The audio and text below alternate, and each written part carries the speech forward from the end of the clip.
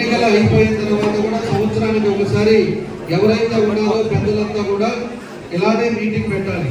Meeting పెట్టుకొని సమస్యల మీద మనం మాట్లాడుకోవాలి. ఎక్కడ ఏ సమస్యలు ఉన్నాయి, ఏం చేస్తే బాగుంటది అనేది అవన్నీ కూడా మీరు పెట్టండి. తప్పకుండా కూడా మీకు కేటాయిస్తాం. మీకు ఏ బాధ్యతగా మనం ఉంటామని చెప్పేసి మరోసారి తెలియజేస్తా ఉన్నా. కాబట్టి దాని పద్ధతిలో ఏదైతే ఉన్నాయో మేనిఫెస్టోలో కూడా వాళ్ళ పెట్టారు. 50 లక్షలు వచ్చే దుడ్డుకి ఎవరైతే అర్చకులు ఉన్నారో వాళ్ళందరికీ 15,000 రూపాయలు ప్రభుత్వం ఇస్తుందని చెప్పి, అదేవిధంగా 50 లక్షల లోపు ఉండే టెంపుల్స్ అన్నింటినీ కూడా 10,000 రూపాయల లెక్కన అర్చకులకు ఇస్తామని చెప్పేసి ప్రభుత్వం కూడా అనౌన్స్ చేసింది. దాన్ని కూడా మీ అందరూ కూడా చేయాలని చెప్పేసి కూడా తెలియజేస్తా ఉన్నా. అదేవిధంగా అదివరకు మా తాతయ్య గారు కూడా ఎండోమెంట్ మినిస్టర్గా ఉన్నారు. మీ అందరూ కూడా తెలుసు. దేవాదాయ శాఖ మంత్రిగా ఉన్నప్పుడు కూడా దేవాదాయానికి సంబంధించిన గుళ్ళు ఎన్నిటికీ ఆయన చేశాడు. ఎన్ని విధాలుగా కూడా గుళ్ళకి సంబంధించిన అభివృద్ధి కార్యక్రమాలు ఆయన చేశాడు అనేది మనం గుర్తుపెట్టుకోవాలి. కాబట్టి ఇలాంటివన్నీ కూడా ఉన్నాయి. సమస్యలు ఏదైతే ఉన్నాయో మనకు అవన్నీ కూడా ఇచ్చేదానికి కూడా మనం అన్ని చేస్తామని చెప్పేసి మరోసారి మీ అందరికీ కూడా తెలియజేస్తున్నా. పేదవాళ్ళు గ్రామాలు ఎవరైతే తెలియజేస్తున్నారో వాళ్ళకు కూడా అనుకుంటే కార్పొరేషన్ ఇప్పించాం, కార్పొరేషన్ డబ్బులు ఇప్పించాం. ఇవన్నీ కూడా కార్పొరేషన్లోకి వచ్చిన తర్వాత ఏమేం చేస్తే బాగుంటుందో, ఎవరు పేదవాళ్ళు ఉన్నారో వాళ్ళందరూ కూడా నా వల్ల తప్పకుండా చేస్తానని చెప్పి మనస్ఫూర్తిగా మీ అందరూ కూడా తెలియజేస్తా ఉన్నా. అదేవిధంగా బ్రాహ్మణ పొలాలు ఆస్తులు ఎవరైతే లాక్కున్నారో, ఎవరైతే మీకు బిల్డింగ్లు కట్టకుండా అడ్డం పడుతున్నారో, మిమ్మల్ని కూడా డబ్బులు అడుగుతున్నారు. ఎవరైనా పేదవాళ్ళు ఇల్లు కట్టుకుంటున్నారంటే దానికి గంటల మాదిరి వచ్చేది, మాకు ఇంత కట్టాలి, ఇంత చెల్లిస్తేనే మీరు ఇల్లు కట్టాలని చెప్పి వాళ్ళు కూడా బెదిరించారు. అలాంటిది మేము తెలియజేస్తా. మేము ఉండే టైంలో 14-19లో ఏ ఇంటి దగ్గరికి ఎవరు రాలేదు. ఎంతో మంది అపార్ట్మెంట్లు కట్టారు. అపార్ట్మెంట్ దగ్గరికి ఎవరు పోలా, లేఅవుట్ వేశారు, వాళ్ళ దగ్గరికి ఎవరు పోలా. మేమంతా కూడా ఎవరు చేసుకున్నా వాళ్ళ వ్యాపారాలు చేశారు.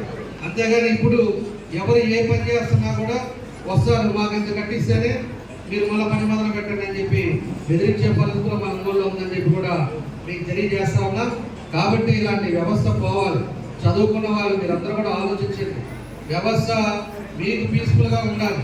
మనం ఇంట్లో పొద్దున పోయామా, మనం పని చేసుకున్నామా, ఇంటికి వచ్చామా, ఇంటికి వస్తే ప్రశాంతంగా ఉండాలంటే ఎవడు వస్తాడో, ఎవరు వస్తాడో, ఇంటి మీద పడతాడో, ఏ ఇబ్బందులు వస్తాయో అనే పరిస్థితి మనకు రాకుండా ఉండాలి అంటే మీ అందరూ కూడా మంచి ఆలోచనతోటి రేపు ఎంపీకి ఎమ్మెల్యేకి 2-3 సైకిల్ గుర్తుకేసి మంచి మెజార్టీతో గెలిపించండి.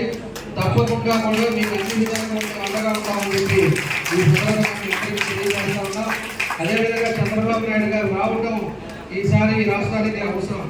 చంద్రబాబు నాయుడు గారు లాంటి ముందు చూపు ఆలోచించి ఏదైతే 20 సంవత్సరాల నుండి ఏం జరగబోతో ఆలోచించి రాష్ట్రానికి ఎన్నో రకాలుగా సేవలు అందించే వ్యక్తులు అలాంటి వాళ్ళు ఉంటేనే మీ పిల్లల భవిష్యత్తు, మీ కుటుంబాల భవిష్యత్తులు బాగుంటాయి.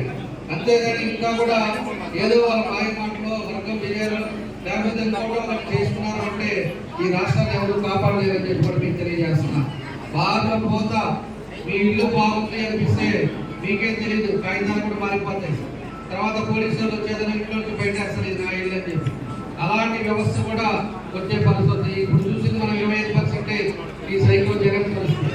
అదే కానీ ఇంకా 50% పెరిగిందంటే ఏ విధంగా ఉంటాడో మనం గుర్తుపెట్టుకోవాలి. ఇలాంటి వ్యవస్థ మనకు అవసరం లేదు.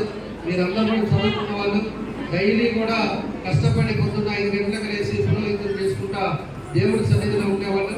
దేవుడిని కూడా కోరండి, రాష్ట్రాన్ని బాగు చేయమని చెప్పి మీరందరూ కూడా పొద్దున్నే ఇంట్లో ఉన్నారు. కాబట్టి ఆ దేవుడిని కూడా కోరి ఈ రాష్ట్రం బాగుపడాలంటే మంచి ప్రభుత్వం రావాలి, చంద్రబాబు నాయుడు గారు ముఖ్యమంత్రి అవ్వాలని మీ అందరూ కూడా భగవంతుడి రోజు ఈ 10 రోజులు కూడా పూర్తి చేసి మంచి మెజారిటీతో తెలుగుదేశం పార్టీ మళ్ళీ అధికారంలోకి రావాలని కోరుకుంటూ ఈ రోజు ఒక మంచి సమావేశాన్ని ఏర్పాటు చేశారు. మాకేమో చాలా ప్రోగ్రాంల వల్ల మనం 12 గంటలకు టైం ఇచ్చాము, కాబట్టి 1 గంటకు వచ్చాము, గంట లేట్ అయింది. అయినా కూడా ఆకలిని కూడా పక్కన పడేసి మీరందరూ కూడా ఈ కార్యక్రమం జయప్రదం చేసినందుకు మీ అందరికీ మనస్ఫూర్తిగా నా అభినందనలు, ధన్యవాదాలు తెలియజేస్తూ ఖచ్చితంగా మీరు ఆలోచించుకొని అటు మామూలు శ్రీనివాసరెడ్డి గారికి ఇటు నాకు 2 కూడా సైకిల్ గుర్తు చేసి మీరు అందరూ కూడా గెలిపించాలని చెప్పేసి మనస్ఫూర్తిగా మీ అందరికీ కోరుకుంటూ మీ అందరికీ పేరు పేరు నా అభినందనలు, ధన్యవాదాలు తెలియజేస్తూ సెలవు తీసుకుంటున్నాను.